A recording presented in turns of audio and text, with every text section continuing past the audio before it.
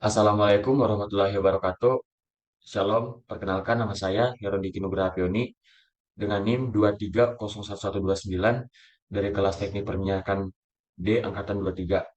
Pada saat ini saya akan presentasikan materi mengenai osilasi pegas dengan kode F2. Abstrak, osilasi pegas adalah suatu gerak yang berulang dari suatu benda di mana setelah menempuh selang waktu tertentu, benda tersebut akan kembali ke posisi kesetimbangan, di mana ini terjadi akibat gaya elastis pegas. Pada penelitian ini dapat dilakukan percobaan dengan simulasi PET. Ini juga bertujuan untuk meneliti tetapan pegas dengan melakukan percobaan ayunan pegas yang diberi beban. Setelah itu, kita diharuskan untuk mencari beberapa data, lalu mencari grafik linear dalam periode serta menentukan percepatan gravitasi dengan mengukur panjang pegas yang terbebani. Adapun kata kuncinya yaitu konstanta pegas, osilasi, kecepatan awal, jarak, dan waktu. Nah, bab 1, latar belakang. Istilah osilasi atau getaran seringkali kita temui dalam kehidupan sekitar kita. Getaran merupakan gerak bolak-balik yang melewati titik setimbang. Nah, pada praktikum ini, kita menggunakan pegas yang dapat melakukan getaran. Pegas merupakan suatu alat yang bersifat elastis, yaitu suatu kemampuan untuk dapat kembali ke bentuk semula setelah mengalami perubahan panjang akibat diberi suatu gaya tertentu. Jika pegas ditekan atau diregangkan kemudian dilepas, pegas kembali ke panjang asal atau alaminya. Jika perpindahannya tidak terlalu besar untuk mengetahui kekuatan pegas tersebut, kita perlu pengukuran dengan menggunakan alat simulasi PET. Adapun tujuan praktikum, yang pertama, menentukan tetapan pegas dengan melakukan percobaan ayunan pegas yang dibebani. Terus yang kedua, menentukan percepatan gravitasi dengan mengukur panjang pegas yang dibebani. Nah, ada beberapa permasalahan. Yang pertama, bagaimana menentukan tetapan pegas dengan melakukan percobaan ayunan pegas yang terbebani. Terus yang kedua, bagaimana menentukan percepatan gravitasi dengan mengukur panjang pegas yang terbebani. Osilasi pegas. Gerak osilasi merupakan gerakan suatu objek bolak-balik melewati lintasan yang sama.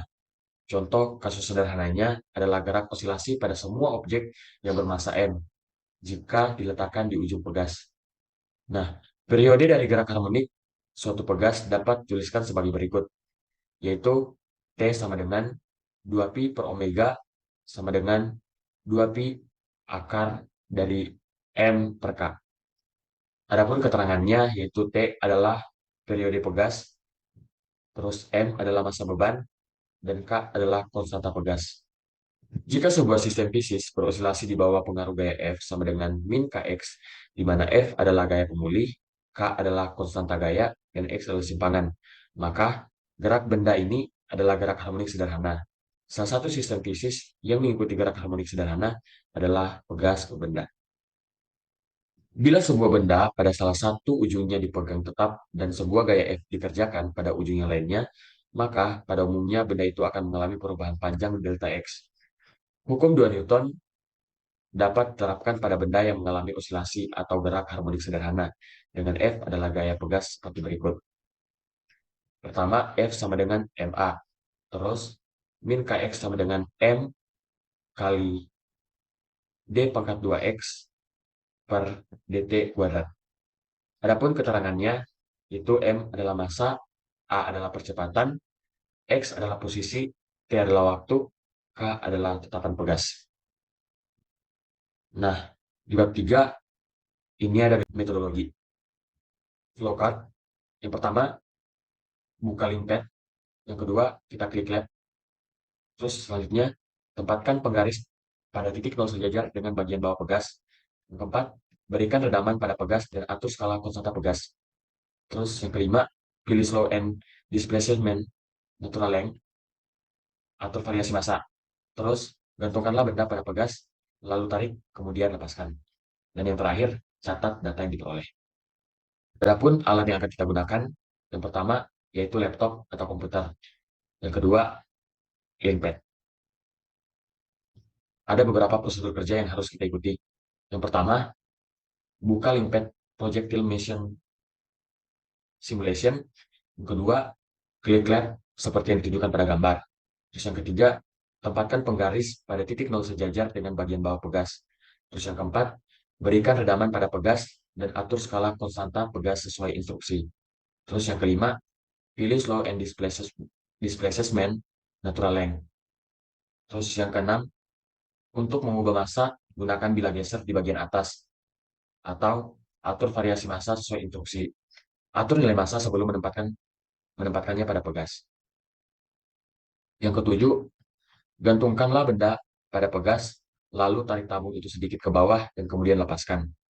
Dan yang terakhir, catatlah waktu yang diperlukan untuk 10, 20, dan 30 getaran petunjuk besaran amplitude simpangan sebaiknya hampir sama selama getaran. Selanjutnya kita masuk di pengolahan data. Data pertama, itu ada G sama dengan 9,8 M per S kuadrat. Kedua ada spring constant sama dengan 1, di mana di data pertama ini kita menggunakan spring constantnya itu sama dengan 1.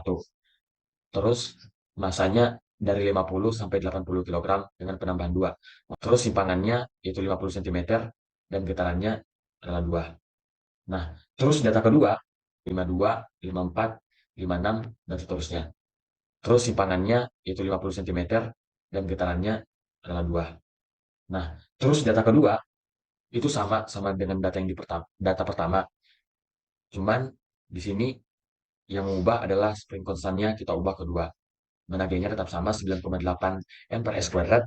Dan spring constantnya kita ganti jadi 2. Masanya dari 50 sampai 80 kg dengan penambahan 2. Terus simpangannya 50 cm dan getarannya adalah 2. Di bab 4 ada analisis data dan pembahasan.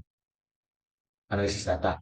Jadi setelah kita menggunakan simulasi PET, kita akan mendapatkan data sebagai berikut, yaitu yang tertera pada gambar di sini.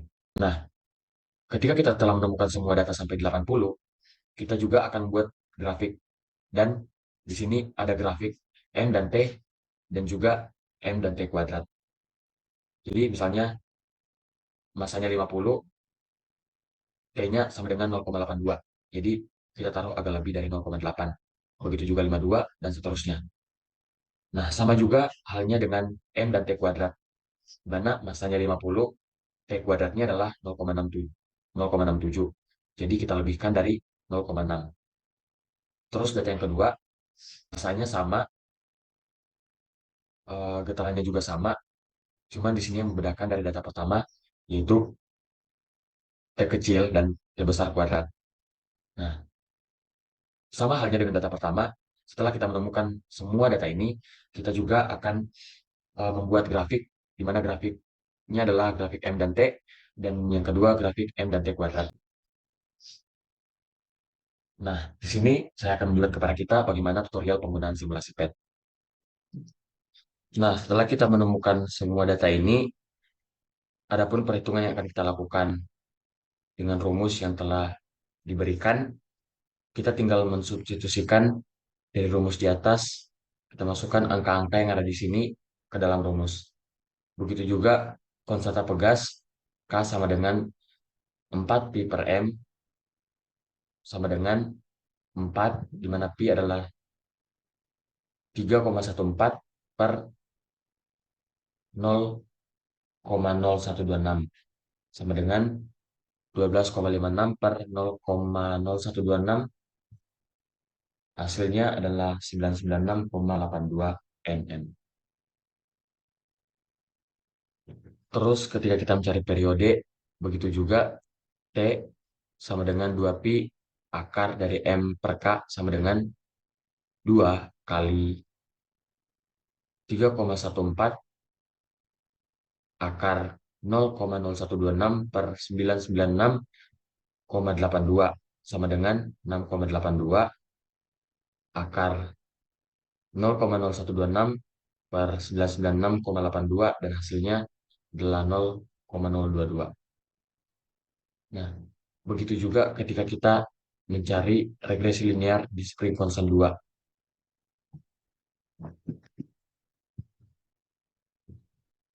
Nah, di spring constant 2 sama halnya dengan yang pertama.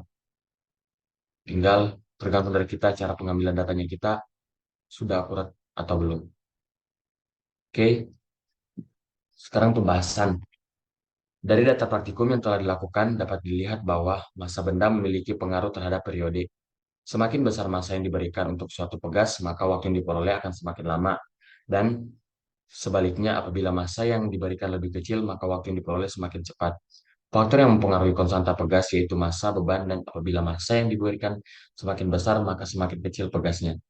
Nilai konstanta pegas yang diperoleh dari data satu yaitu 9,96,82 N per M, dan perolehan dari data 2 yaitu 1395 N per M. Dari perolehan tersebut didapatkan melalui rumus yang telah diberikan, yaitu K sama dengan 4 pi per M. Grafik yang sudah saya buat diperoleh dari hubungan M dan T dan hubungan M dan T kuadrat. Berdasarkan perhitungan yang telah kami lakukan, dengan spring konstan 1 dan 2, gravitasi 9,8 M per S kuadrat, massa beban 50-80 kg, kelipatan 2, simpangannya 50 cm, dan getaran sebanyak 2 kali. Berdasarkan data tersebut, kami lakukan perhitungan regresi linear. Setelah didapatkan hasilnya, kami menghitung konstanta pegasnya dengan rumus yang tadi. Kesimpulan dan saran. Kesimpulan, dari percobaan yang telah dilakukan, maka dapat disimpulkan yang pertama, hubungan antara pegas dengan periode, yaitu semakin besar nilai periode yang didapatkan, maka semakin kecil nilai konstanta yang didapat. Kedua, semakin besar massa pada pegas, maka semakin besar periode pegas yang dibutuhkan untuk melakukan getaran. Adapun saran, yang pertama, kita harus lebih teliti dalam pengukuran panjang pegas. Yang kedua, sebaiknya melakukan percobaan berulang-ulang agar data yang diperoleh lebih akurat atau valid. Terus yang ketiga, sebaiknya lebih teliti dalam menghitung jumlah osilasi yang didapatkan. Oke, sekian dari saya. Jika ada kekurangan, mohon dimaafkan. Sekian dan terima kasih. Shalom.